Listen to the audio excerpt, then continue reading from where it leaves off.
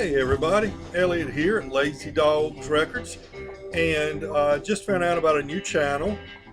It's Joe at Analog Archive and Archives, and Rachel had entered his contest for 100 subscribers and told us about his channel. So I checked it out, and looks like he's got a really good channel there. So I thought I would subscribe and enter his contest. Now, if you're not familiar with Joe at Analog Archives, I'll put a link to his contest video below so you can check that out. Maybe you'll subscribe too. He's got a little over 100 subscribers now. We hope he'll be able to build his subscriber base so more people can enjoy what he's got to offer. So first, what are we listening to in the background? A Rhino release, the History of Rock Instrumentals is called, Volume 1, and it's got my childhood greatest song ever, Wipeout by the Safaris. And of course, you were nothing in elementary school if you could not take two number 2 pencils and beat out the drum solo in Wipeout on your desk. And I don't know if I was definitely not the best at it, but I was fair at it.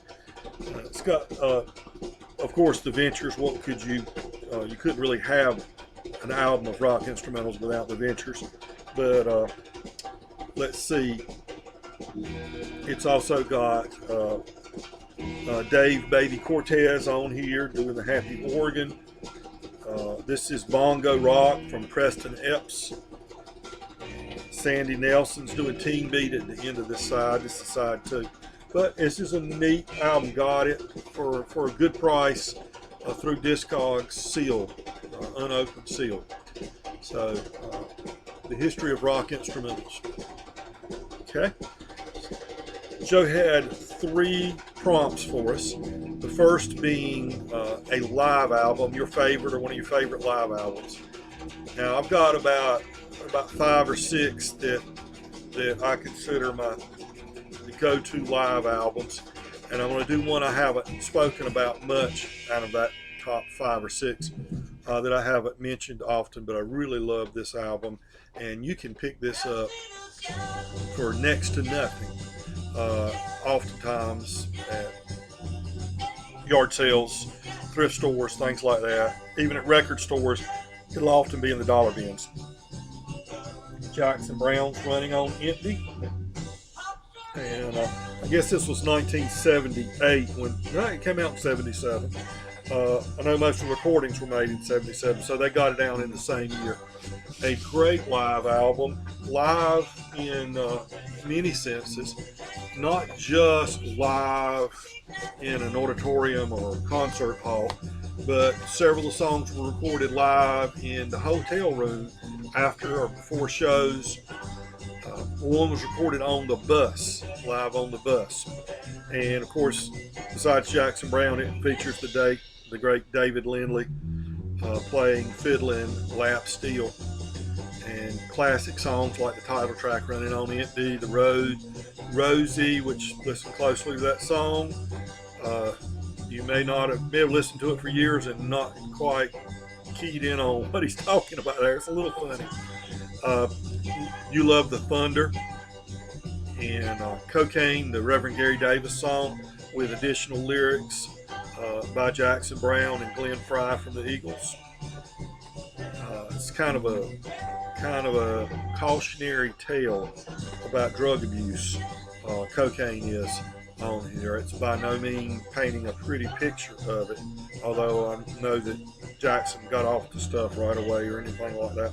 Side 2's got Shaky Town, Love Needs a Heart, Nothing But Tom, The Lowdown, and Maurice Williams and the Zodiacs classic Stay. And David Lindley never sings. He actually sings on the song Stay. Okay. Oh, did I mention my hat? What do you think? Got a haircut, wore the mask and everything, and the barber wore the mask, and we were real careful.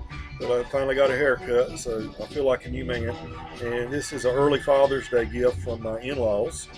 And I usually wear a cap. I think it looks pretty cool. I don't know what you might think. Okay, prompt number 2 was an album or two from a solo album or two from an artist that was in a major band. So the Allman Brothers Band, my favorite, maybe my favorite all-time band, along with Little Feat and a couple others. Greg Allman released Laid Back when I was about in the 7th or 8th grade. I have fond memories of this album because it's a very impressionable age when it came out, and we loved this album. I mean, we thought this was the best in the world, and it is. It's a great album. And this is my actual copy from way back in the early 70s. I know because it's got my name on a little piece of tape there. It's got Will Be, Circle Be Unbroken, A Multicolored Lady, beautiful song, Please Call Home, Queen of Hearts. It's got his version of Midnight Rider. These Days, the Jackson Browne song, These Days.